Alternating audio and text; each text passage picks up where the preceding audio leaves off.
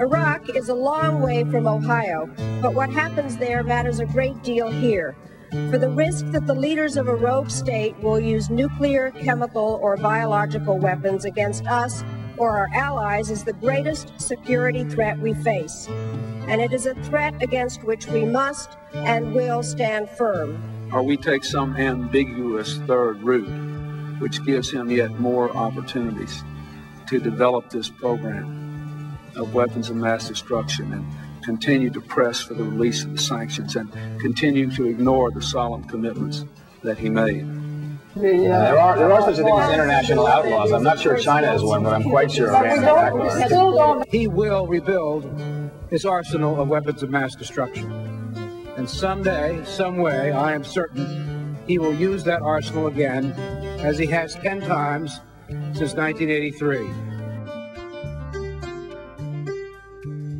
Saddam Hussein certainly has chemical and biological weapons. There's no question about that. There is unmistakable evidence that Saddam Hussein is working aggressively to develop nuclear weapons and will likely have nuclear weapons within the next 5 years. We also should remember we have always underestimated the progress that Saddam Hussein has been able to make in the development of weapons of mass destruction. We know he continues to attempt to gain access to additional capability, including nuclear capability.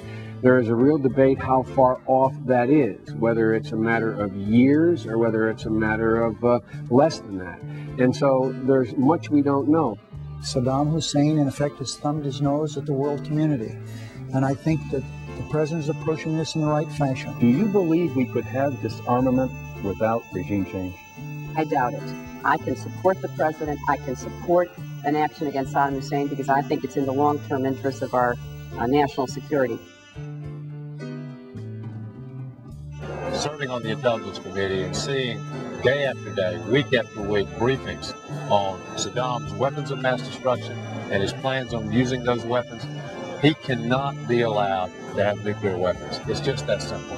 Bill, I support the president's efforts to disarm Saddam Hussein. I think he was right on in his speech tonight. The lessons we learned following September the 11th were that we can't wait to be attacked again, particularly when it involves weapons of mass destruction. So, regrettably, Saddam has not done the right thing, which is to disarm, and we're left with no alternative but to take action.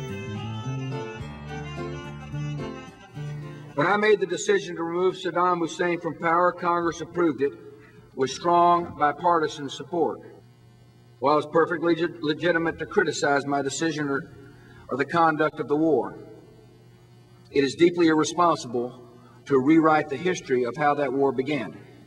These critics are fully aware that a bipartisan Senate investigation found no evidence of political pressure to change the intelligence community's judgments related to Iraq's weapons programs. As our troops fight a ruthless enemy determined to destroy our way of life, they deserve to know that their elected leaders who voted to send them to war continue to stand behind them.